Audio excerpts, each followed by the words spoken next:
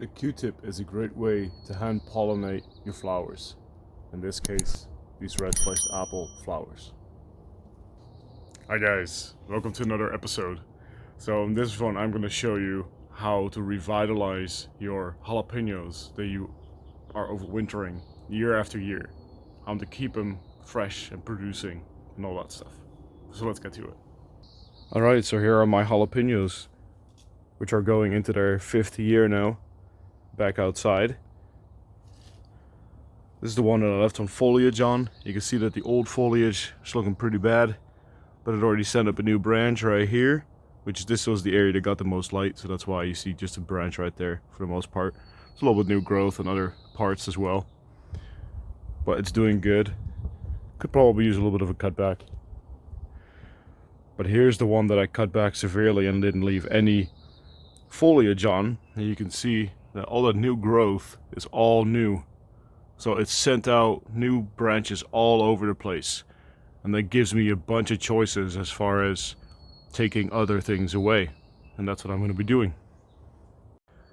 At some point, the older wood just stops producing.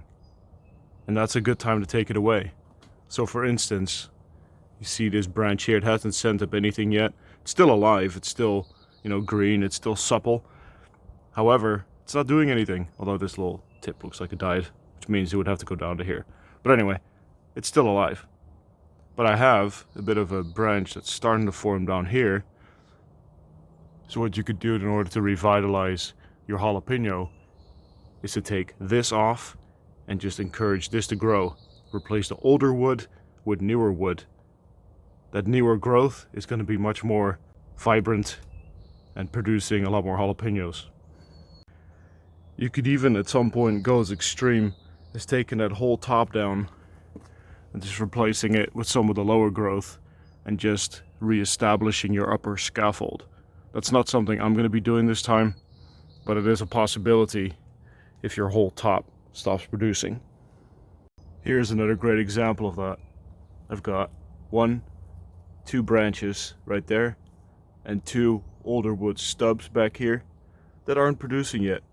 They're not doing anything. I can just replace these 2 with this newer growth. So I still have 1 going into 2, still keeping pretty good branch spacing in here so it doesn't get too congested. I wouldn't really want a 3rd one in here, for instance. 2 is best. So if I replace these 2, this will take over. So you just come in,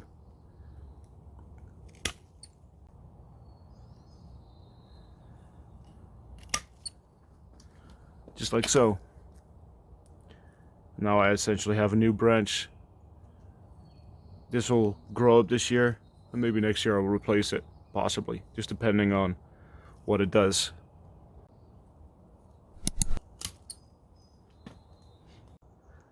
Here's an example where I only have 1 new branch. I'm gonna remove one of them and just hope that the other one will produce something, or maybe I get some more growth down here, which I probably will.